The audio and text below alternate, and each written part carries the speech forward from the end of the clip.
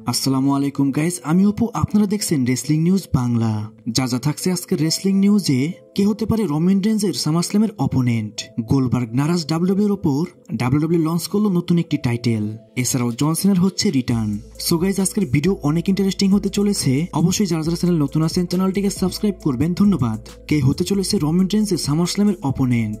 এই সপ্তাহের Monday night রতে রোমান রেঞ্জের রিটার্ন হয়। সেখানে সে এসেই ব্রন স্ট্রোম্যান এবং ব্রন ব্রেকারকে একদমই ডিস্ট্রয় করে দেয়। স্টোরি লাইন অনুযায়ী রোমান রেঞ্জ সামারস্ল্যামে ফেস করতো সেথ রলিন্সকে, কিন্তু স্যাটারডে নাইট মেইন ইভেন্টে সেথ রলিন্স ম্যাচ ফাইট করার সময় তার পায়ে ইনজুরি হওয়ার কারণে এই স্টোরিটা কিন্তু আগের দিকে আর যাচ্ছে না। তাই সামারস্ল্যামে রোমান রেঞ্জের কোনো ওয়ান অন ওয়ান ম্যাচ হওয়ার সম্ভাবনা নেই। বর্তমানে সব থেকে বেশি চান্স রয়েছে সামারস্ল্যামে কিন্তু রোমান রেঞ্জের ট্যাগ টিম ম্যাচই হবে, আর সেই ম্যাচটা হবে ব্রন ব্রেকার এবং ব্রনসন রিডের এগেইনস্টে।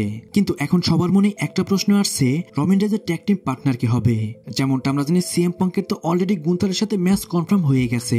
গাইস, যখন ব্রন ব্রেকার এবং ব্রনসন রিডকে রোমান রেঞ্জ ডিস্ট্রয় করে দেয়, তারপরে কিন্তু রোমান রেঞ্জ জে উসোকে হাত দিয়ে উঠিয়ে নেয়। এটা দেখে কিন্তু সমস্ত রেসলিং যে চ্যানেলগুলো রয়েছে তারা কিন্তু সবাই বলছে যে জে উসোই হতে যাচ্ছে রোমান রেঞ্জের ট্যাগ টিম পার্টনার। তাই গাইস, এখন পর্যন্ত সম্ভাবনা রয়েছে সামারস্ল্যামে Roman Reigns Jey Uso versus Bron Breakker এবং ব্রনসন রিডের ট্যাগ টিম ম্যাচই আমরা দেখতে পাবো। এখন সেথ রলিন্সের ইনজুরির কারণে কিন্তু অনেক কিছুই ডাব্লিউডব্লিউতে চেঞ্জ হয়ে গেছে। এমনটা শোনা যাচ্ছে যে ব্রন ব্রেকারকে এখন মেগা পুশ দেবে ডাব্লিউডব্লিউই। আর গাইস, বর্তমানে ডাব্লিউডব্লিউ যেভাবে ব্রন ব্রেকারকে পুশ দিচ্ছে তা দেখে কিন্তু বোঝা যাচ্ছে ব্রন ব্রেকারকে কিন্তু অলরেডি ডাব্লিউডব্লিউ মেগা পুশ দেওয়া শুরু করে দিয়েছে। তাই গাইস, হতে পারে সামনে আমরা ব্রন ব্রেকার এবং রোমান রেঞ্জের ম্যাচও দেখতে পারি। আর যদি বলি সেথ রলিন্সের বর্তমানে কি অবস্থা রয়েছে, সেথ রলিন্সের কিন্তু বর্তমানে যে মেডিকেল কন্ডিশন রয়েছে সেটা কিন্তু সত্যি ক্রিটিক্যাল। এটা শুধু আমার কথা নয়, অনেকগুলো নিউজ চ্যানেলে কিন্তু এই বিষয়টা নিয়ে আলোচনা করেছে যে সেথ রলিন্সের যে ইনজুরিটা রয়েছে সেটা কিন্তু সত্যি অনেক বেশি ক্রিটিক্যাল। তাই হতে পারে সেথ রলিন্স তো মোটামুটি 2 মাসের আগে ডাব্লিউডব্লিউতে আসার কোনো সম্ভাবনাই নেই।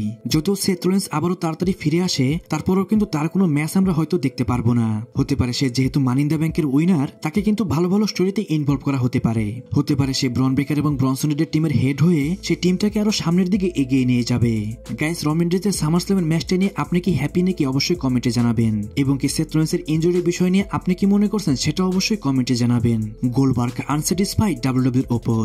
গাইস, স্যাটারডে নাইট মেইন ইভেন্টে আমরা দেখতে পেয়েছিলাম গোল্ডবার্গের রিটায়ারমেন্ট ম্যাচ। সেই ম্যাচটার মধ্যে গোল্ডবার্গ অনেক ভালো ম্যাচ ডেলিভার করলেও গোল্ডবার্গ কিন্তু এই ম্যাচটা নিয়ে মোটেও খুশি নয়।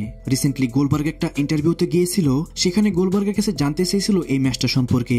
জানি গোল্ডবার্গ বলে সেই ম্যাচটা নিয়ে সে মোটেও খুশি নয়, কারণ ডাব্লিউডব্লিউ তাকে মাত্র 3টি সপ্তাহ দিয়েছিল এই ম্যাচটা বিল্ড করার জন্য, যা কিনা মোটেও এনাফ টাইম নয় এই ম্যাচটা বিল্ড করার। এছাড়াও ম্যাচটি শেষ হওয়ার পরও সে যখন একটা প্রোমো কাট করে, সেই প্রোমো কাটটু ডাব্লিউডব্লিউ কাট করে দিয়েছে।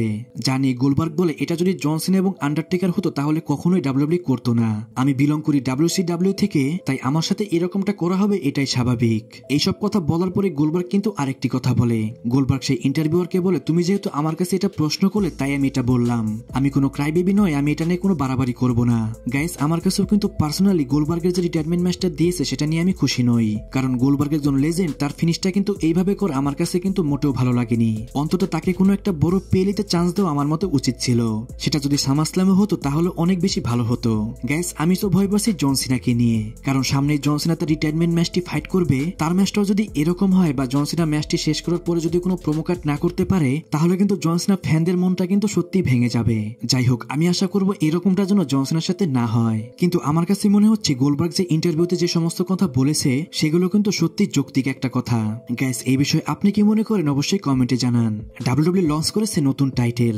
গাইস, এটা কিন্তু ওইরকম কোনো টাইটেল নয় যা কোনো সুপারস্টার তার কাছে রাখবে। এটা ওইরকমই টাইটেল যা শুধু রোমান রেঞ্জের ফ্যানরাই রাখতে পারবে। ডাব্লিউডব্লিউ রিসেন্টলি রোমান রেঞ্জের নামে একটি টাইটেল লঞ্চ করে দিয়েছে, যা কিনা তারা ট্রাইবল চিফ বেল্ট বলে সেটাকে লঞ্চ করে দিয়েছে। আর গাইস, এটা কিন্তু কোনো সাধারণ টাইটেল নয়, এটার কিন্তু দাম অনেক বেশি। এই টাইটেলটা $600 ডাব্লিউডব্লিউ সেল করছে। আমার মনে হয় ডাব্লিউডব্লিউ খুব তাড়াতাড়ি এই টাইটেলটাকে সোল্ড আউট করে ফেলবে, কারণ রোমান রেঞ্জকে যে পরিমাণ অডিয়েন্সরা ভালোবাসে এই টাইটেলটা তো তারা নিমিশে শেষ করে দিবে। যাই হোক গাইস, এই বিষয়ে মাথা ঘামানোর আমাদের কোনো দরকারই নেই, কারণ আমার মনে হয় না আমাদের দেশ থেকে কেউ এই টাইটেলটাকে বিদেশ থেকে আনিয়ে নেবে। জাস্ট লাস্টে শুধু আমি বলবো এটাই হলো ডাব্লিউডব্লিউর বিজনেস। তারা ইমোশনকে খুব ভালোভাবে মানিতে কনভার্ট করতে পারে। যাই হোক, নেক্সটে জন সিনার হচ্ছে রিটার্ন।